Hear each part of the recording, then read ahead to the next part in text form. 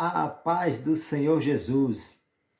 A lei não salva, mas delineou ou serviu para preparar o plano de Deus de redimir a humanidade através de Cristo Jesus.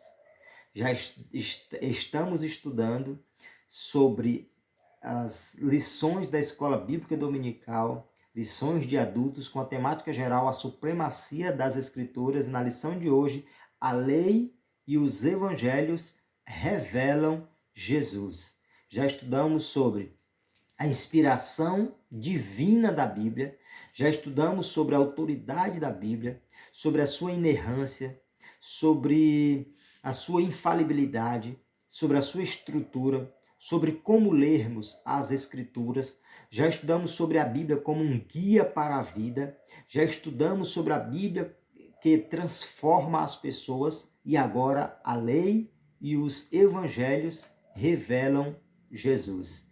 Esse é o tema da lição de número 8, a lição que trataremos nessa 8ª videoaula sobre as lições bíblicas de adulto da nossa Escola Bíblica Dominical. Então, vamos continuar aprendendo sobre a Palavra do Senhor no assunto da nossa Escola Bíblica, que é algo maravilhoso podermos estudar, participar da Escola Bíblica Dominical, que é essencial para aprendermos muito da Bíblia Sagrada, da vontade do Senhor, daquilo que Deus tem para nós, daquilo que Deus quer do ser humano. Então nós temos aqui, já na parte introdutória da nossa lição de número 8, nós vemos que a lição ela já começa trazendo uma informação que nos faz recapitular um pouco a lição de número 4. Na lição de número 4, nós estudamos sobre a estrutura da Bíblia.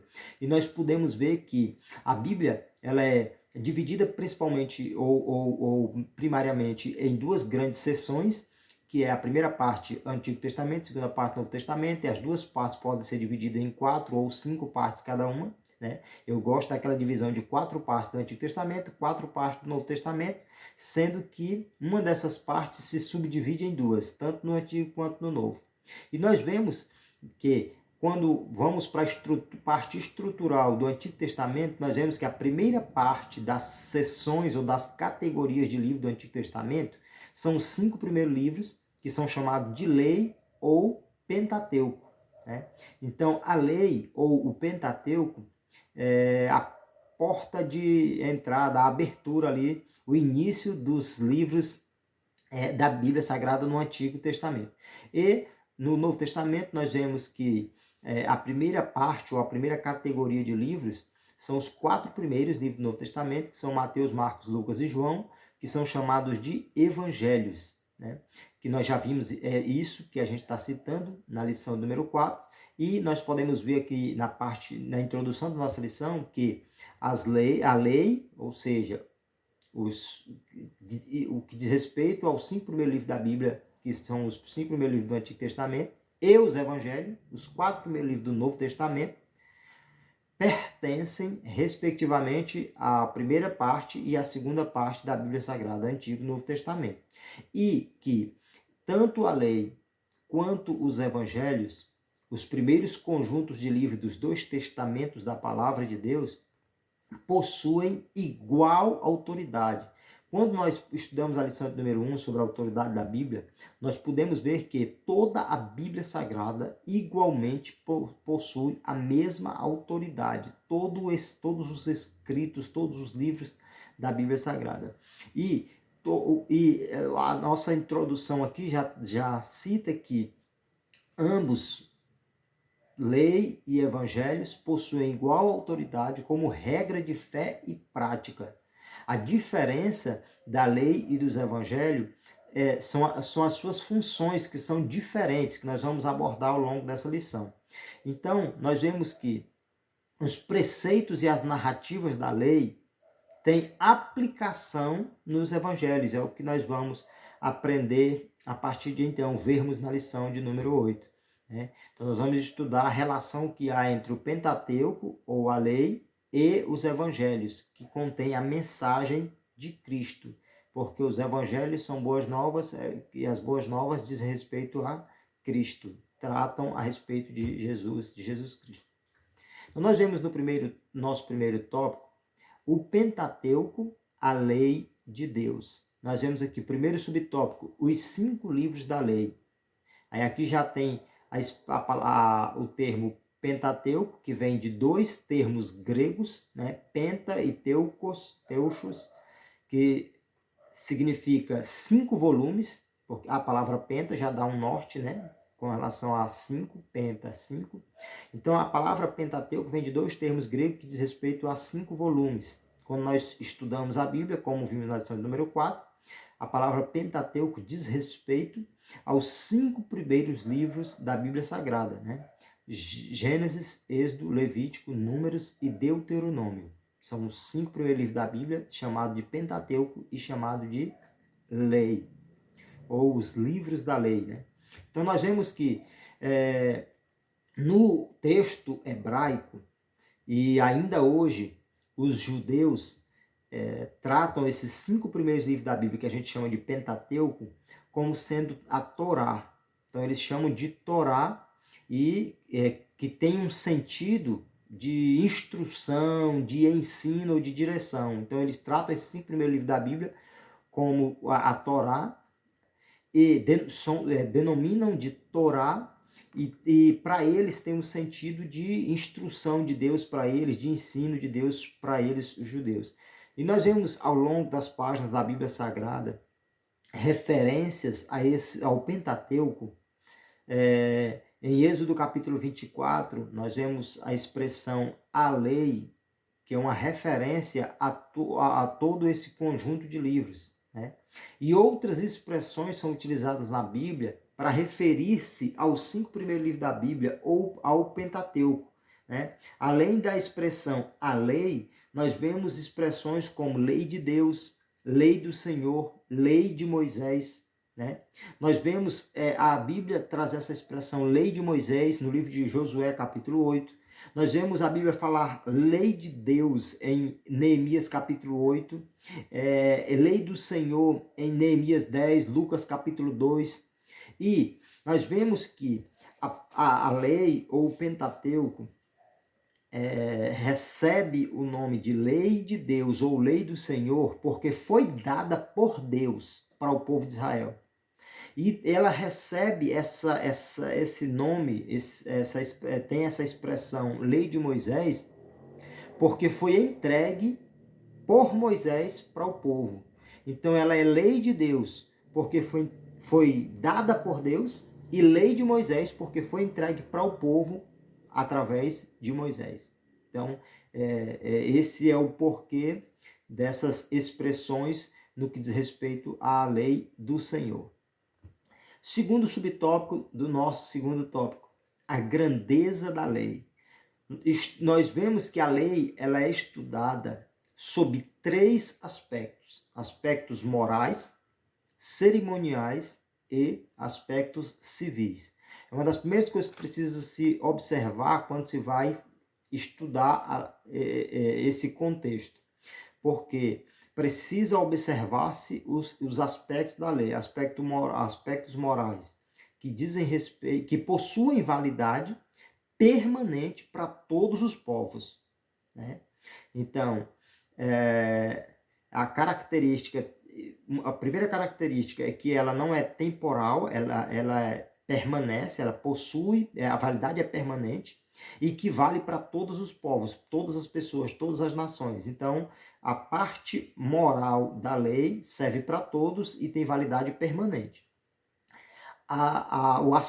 Os aspectos cerimoniais da lei tratam da liturgia religiosa dos judeus. Primeiro, diz respeito ao processo litúrgico e tem uma referência direta, porque já não serve para todas as pessoas, mas é algo direcionado diretamente para o povo de Israel, que fazia parte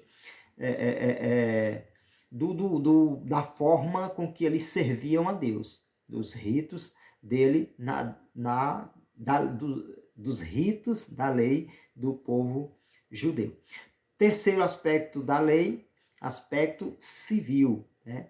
Que dizem respeito à responsabilidade que cada israelita tem como cidadão. Então, as responsabilidades dos israelitas como cidadão estão dentro do contexto dos aspectos civis da lei. Então, aspecto moral, cerimonial e civil.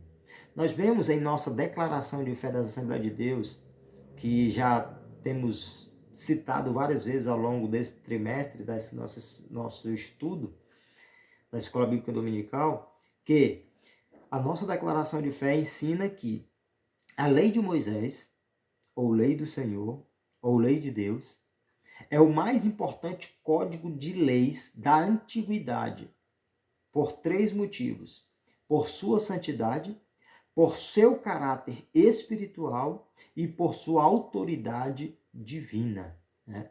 Então, são os 3 aspectos da lei de Moisés que nós consideramos ser o mais importante código de leis da antiguidade. E nós vemos que a grandeza da lei, ela pode ser vista não somente por ser santa, por ter um caráter espiritual e por ter uma autoridade divina, mas também existe uma abrangência ainda maior, que é o fato de que, além de a lei ter sido importantíssima para o povo de Israel, ter sido importantíssima para cumprir um propósito em um período de tempos, né? Ela também é importante por quê? Porque como a expressão que eu utilizei para a abertura do vídeo, nós podemos aprender ao longo da Bíblia Sagrada que a lei, ela não é algo permanente de Deus para a humanidade. Ou seja, a aplicação do período da lei, ele foi temporário. Teve um objetivo, foi importantíssima, é importante, porém, ela não veio para ser ali uma consumação, para fazer parte de uma consumação do projeto de Deus para a humanidade, mas ela veio para apontar para algo que iria de fato proporcionar aquilo que mais o ser humano precisa, porque a lei não tem condição de em si garantir salvação para a humanidade. Mas o que ela fez? Através daquilo que a lei representava, ela pôde calçar, ela pôde preparar, ela pôde trazer ali um esboço do plano de redenção de Deus para a humanidade. Então, é algo importantíssimo que nós vemos em Romanos capítulo 10, verso 4, quando Paulo diz que o fim da lei é Cristo, para a justiça de todo aquele que crê. Por quê? Porque a lei não tem condição de justificar-nos, mas o fim dela é Cristo. Então, a lei, ela veio não para vamos dizer, que para mostrar para o ser humano que ela tem a condição de fazer aquilo que o ser humano precisa. Mas ela veio para apontar para aquele que pode fazer aquilo que nós precisamos no que diz respeito à justificação para salvação. Então, nós vemos no terceiro subtópico desse primeiro tópico, a lei e a fé cristã, né? Então, nós vemos que a Bíblia afirma que a função da lei era transitória, conforme Hebreus capítulo 10, verso 1, que é aquilo que a gente acabou de citar. Nós vemos em Hebreus capítulo 10, verso 1, o escritor da carta aos Hebreus dizer que a lei ela veio como sombra dos bens futuros. Então ela veio como uma sombra. Ela serviu para o seu tempo, mas para apontar para algo que viria posteriormente. E nós vemos que o mesmo versículo cita que os sacrifícios do sistema mosaico, do período de Moisés, do tempo da lei, eles nunca poderiam aperfeiçoar as pessoas. Então nós vemos que os sacrifícios que eram realizados no tempo da lei, eles eram transitórios, eles eram passageiros.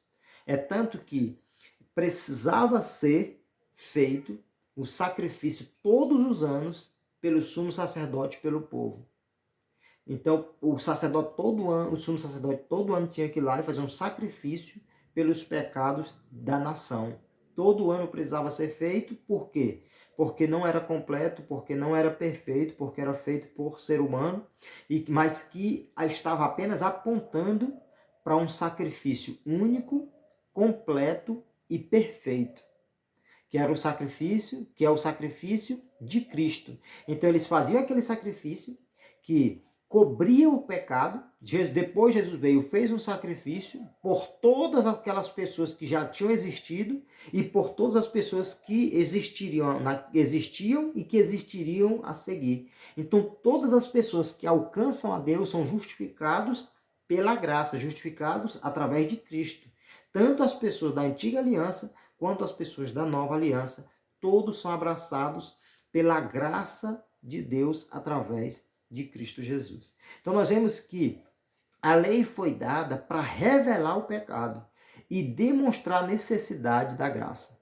Então, isso aqui é maravilhoso, porque a lei não tem condição de justificar o ser humano, mas ela pode mostrar, olha, isso aqui é errado, não faça isso, não vá por esse caminho, não tome essa atitude. Ou seja, a lei veio para mostrar aquilo que é errado, aquilo que é pecado, aquilo que desagrada a Deus, aquilo que transgride a lei do Senhor, a vontade de Deus. Então a lei veio para mostrar, para revelar o pecado, né? E além de revelar o pecado, a lei, quando ela mostra para o ser humano o que ele está errando, aquilo que está em desacordo à vontade de Deus, ela está mostrando que o ser humano precisa de Deus. Quando a lei mostra, através de si própria, que o ser humano não tem como se justificar, que as obras do ser humano não o torna auto-justificado, ela automaticamente mostra a necessidade da graça de Deus na vida do ser humano. Então ela veio para revelar o pecado e mostrar, ou seja, nos fazer entender a necessidade da graça de Deus em nossas vidas. Então nós vemos que ninguém pode ser salvo pelas obras da lei, conforme Paulo escreve em Gálatas capítulo 3. E que Cristo foi o único que não pecou e cumpriu a lei e inaugurou a dispensação da graça. Jesus veio, cumpriu a lei e a partir de Cristo, a partir da sua vida, da vinda de Cristo ao mundo, ele inaugura um novo momento, um novo período, uma nova situação, uma nova história para o ser humano, né? Porque quando Jesus veio, ele veio como um divisor de águas. O relacionamento do ser humano com Deus é totalmente diferente antes para depois de Cristo, né? Hoje nós temos, na antiga aliança, para a pessoa ter para a pessoa conversar com Deus, ele precisava de um intermediário que era o sumo sacerdote. Hoje nós temos acesso direto ao Senhor, conforme a Bíblia nos ensina. Nós temos acesso direto ao trono da graça. Por quê? Porque Jesus desceu, pagou o preço por nós, inaugurou o período da graça, que graça diz respeito a um favor imerecido, é algo que Deus nos dá sem que o ser humano tenha nenhum merecimento, né? E agora nós temos possibilidade de ter uma conversa direta com Deus, ter um contato direto com o Senhor, podermos ter perdão de pecados, ter um relacionamento próximo com Deus, ter uma reaproximação do Criador do Universo. Então, Jesus veio para mudar totalmente o quadro e instaurar o período da graça, um novo período para a história da humanidade que veio a dividir a história e ser o grande marco para a história do ser humano.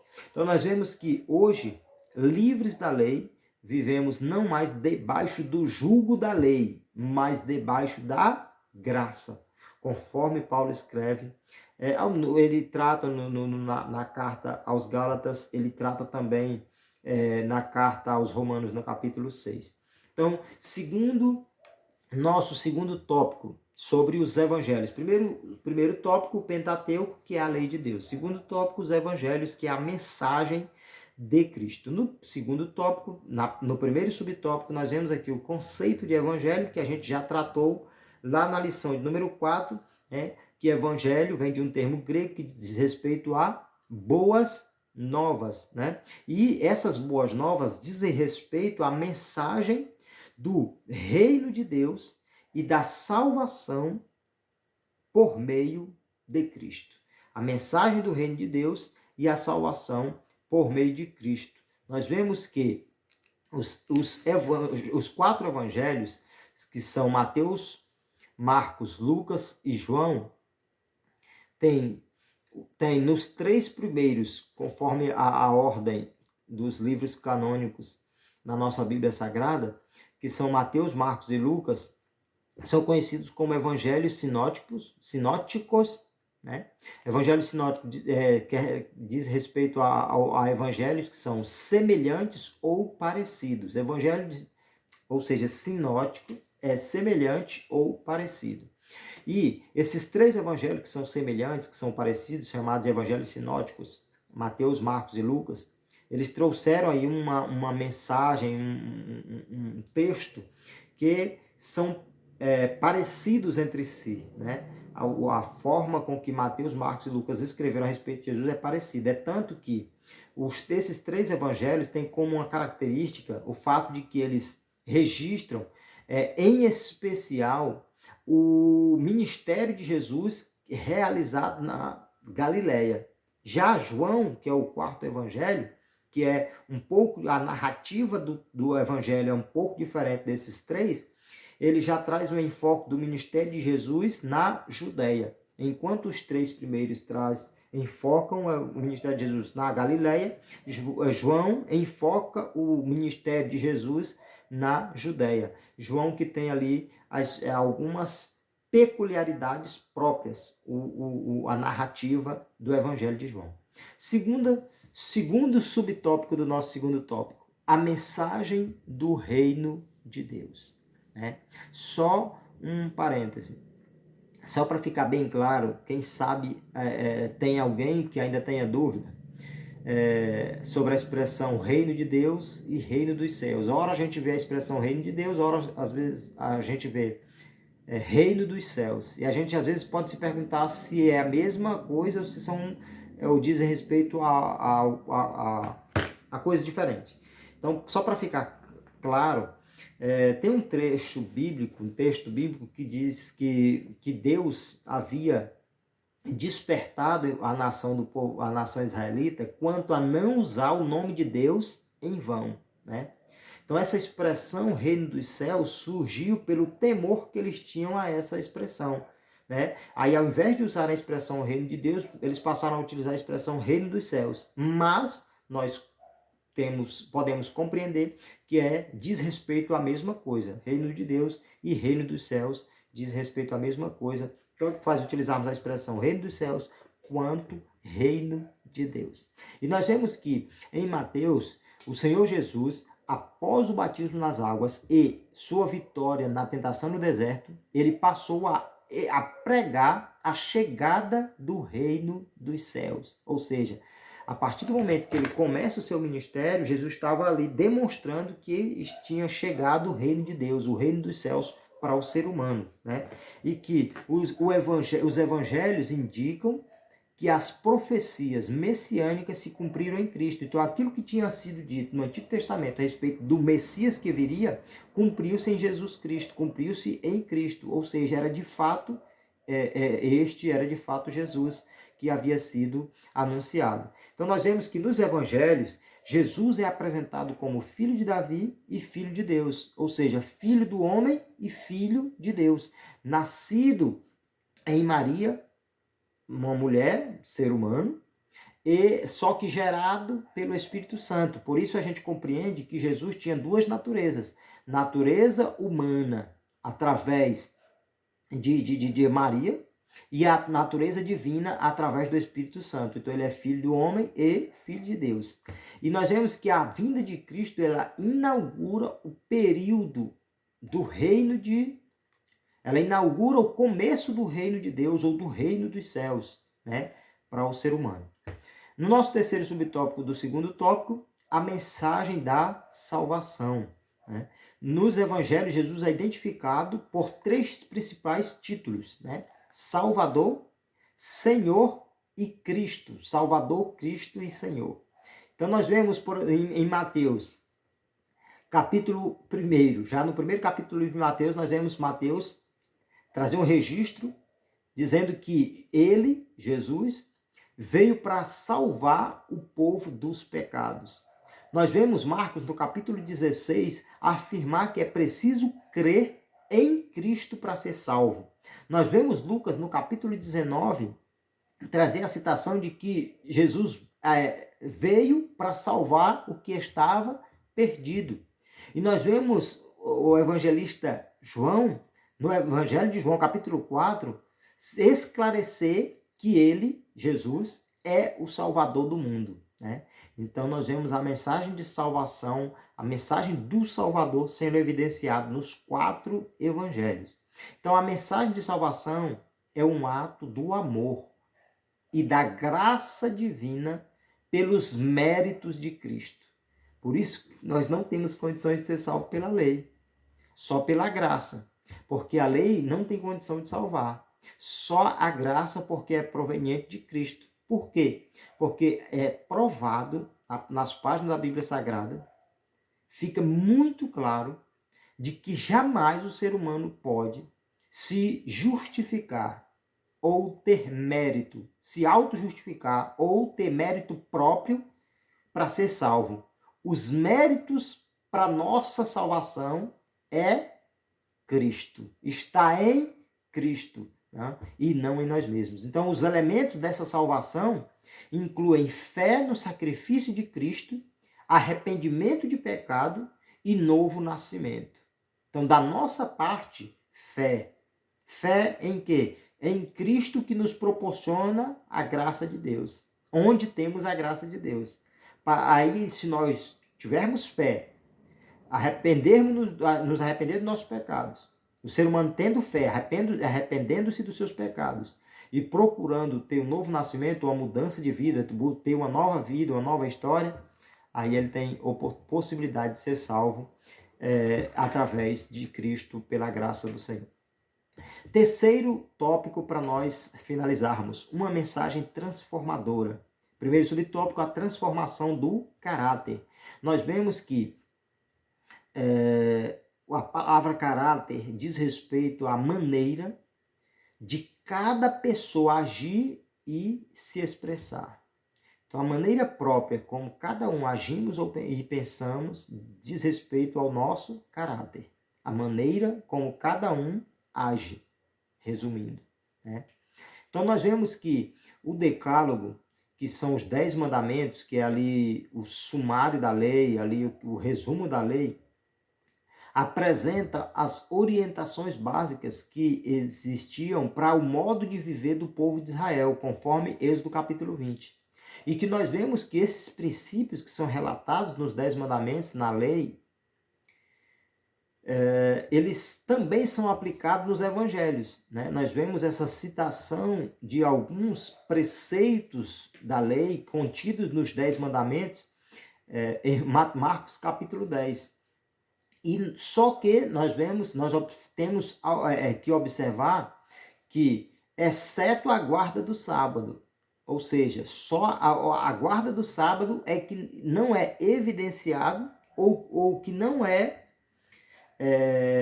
aplicado, que não é observado, né, em o Novo Testamento. Nós vemos lá, conforme Mateus capítulo 12, a partir do versículo 2, que o Jesus e os seus discípulos, como Jesus estava instaurando um novo período, Jesus não estava atentando para a guarda do sábado, porque não era mais um projeto divino que o ser humano atentasse para esse preceito, né? Que era um preceito específico para o povo de Israel naquele período. Então nós vemos que, sobretudo, guardar os preceitos da lei, simplesmente observar os preceitos da lei, os códigos que existiam na lei, não garante possibilidade de salvação para o ser humano. né? Nós vemos em Lucas capítulo 18, quando Jesus se encontra com aquele jovem rico, que ele disse que guardava, né, a lei. Não, eu tenho guardado a lei. E Jesus disse, mas ainda te falta algo, né? Ou seja, Jesus estava dizendo ali para ele que somente observar os preceitos da lei, como muita gente ainda hoje pensa, que observar os preceitos da lei garante salvação. Jesus prova, dentre outros momentos, naquele encontro com aquele jovem. Ele disse que ele precisava seguir a Cristo, que em Cristo tem salvação, né? Então, em Cristo, nesse novo período, na graça, pela graça, né, de Deus através de Cristo, é que nós temos possibilidade de salvação. Então, nós vemos que a mensagem do Evangelho de Cristo é que produz mudança verdadeira no caráter do cristão. Conforme nós lemos em Lucas capítulo 19, depois da história do jovem rico, um pouco depois, nós vemos ainda no Evangelho de Lucas, o evangelista Lucas trazia uma nova narrativa. Se ele tinha acabado de falar do jovem rico, agora ele fala do Zaqueu, que também era rico, mas que agora buscou salvação não naquilo que ele considerava guardar dos preceitos da lei. Não por guardar preceitos da lei, mas agora ele por compreender que daquele homem com o qual ele se encontrou, que era Jesus Cristo, nele verdadeiramente tinha a possibilidade de Zaqueu ser salvo. E ele foi buscar Jesus. Ele foi atrás dos méritos de Cristo, daquilo que Cristo poderia proporcionar, daquilo que Cristo poderia fazer. Por isso, o próprio Cristo disse, hoje veio salvação a esta casa, né? Por quê? Porque a forma de Zaqueu buscar a salvação não era naquilo que ele considerava ser, não era naquilo que ele considerava fazer. Não é porque ele considerava que era um bom cumpridor da lei. Por quê? Porque mesmo que alguém considere que ele é um bom observador dos preceitos da lei, ele jamais poderá ter possibilidade de ter convicção de salvação em função disso.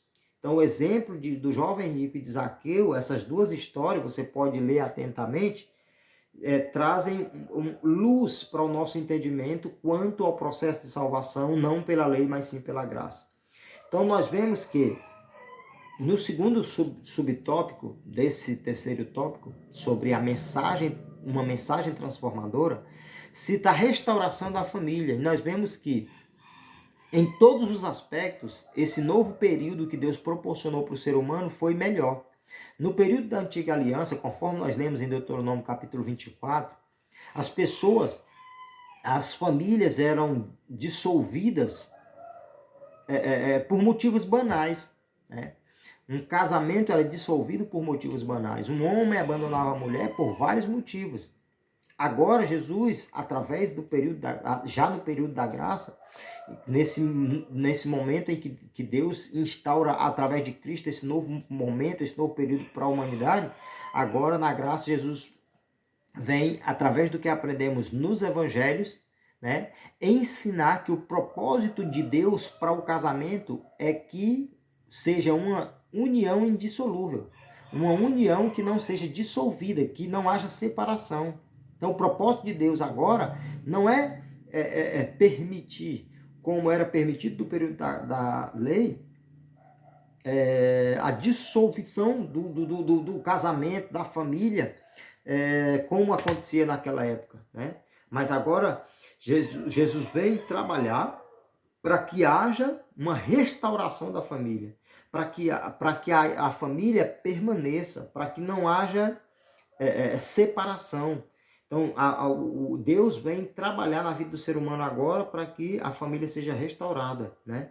Para que a família esteja solidificada, para que a família esteja unida, né? Nós vemos que o propósito de Deus é esse, já a partir do que lemos em Gênesis capítulo 1, versículo 27.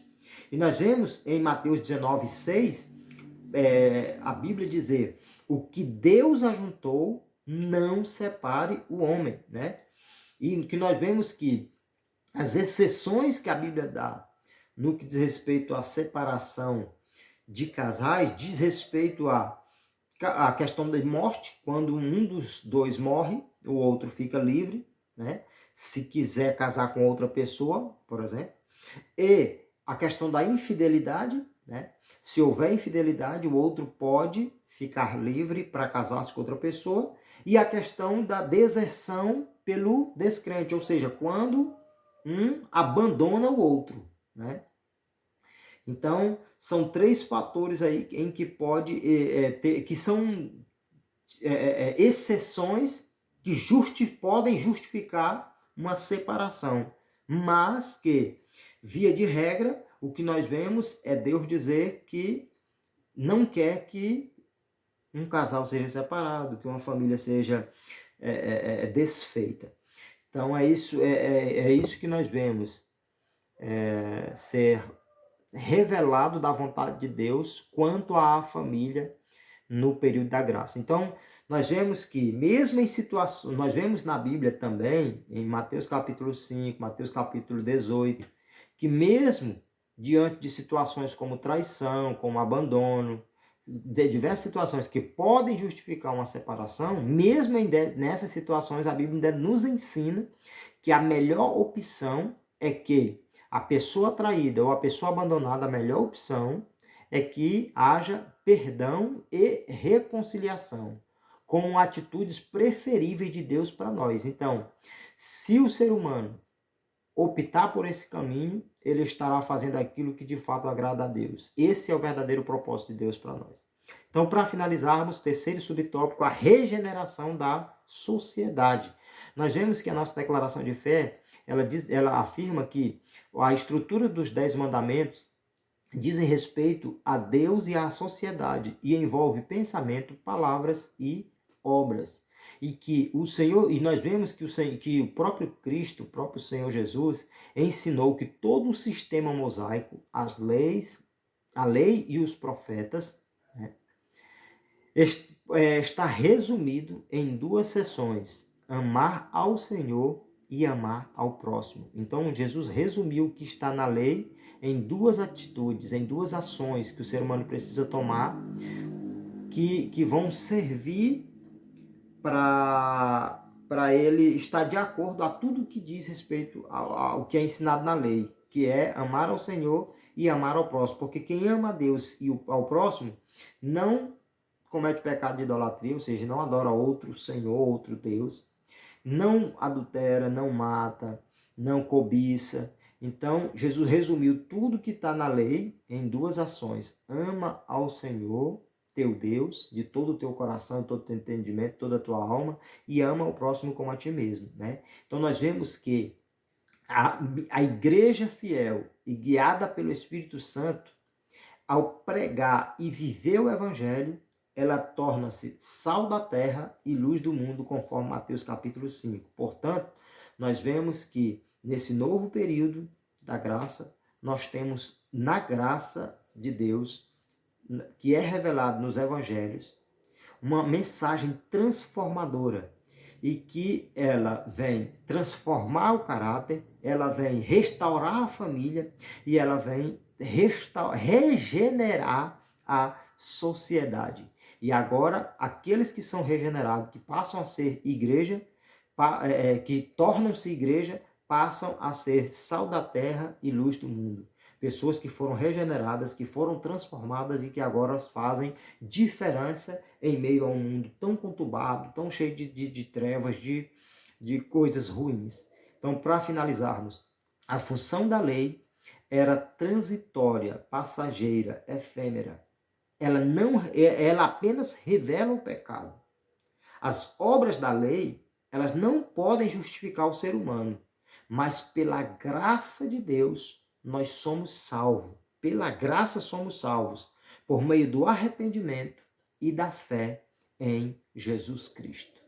Esta é a nossa videoaula da lição de número 8 sobre a lei e os evangelhos revelam Jesus. Daqui a alguns dias a gente volta com a lição de número 9, as histórias e as poesias falam ao coração. Essa é a nossa lição bíblica de adultos sobre a supremacia das Escrituras. Eu sou Eduardo Oliveira, esse é o canal Bíblia e Teologia com Eduardo Oliveira, e eu continuo pedindo o teu apoio, deixe o teu comentário, compartilha esse vídeo, o link do nosso canal, e continue apoiando esse projeto, continue orando por nós. Deus continue abençoando a todos. Fiquem na paz do Senhor Jesus Cristo.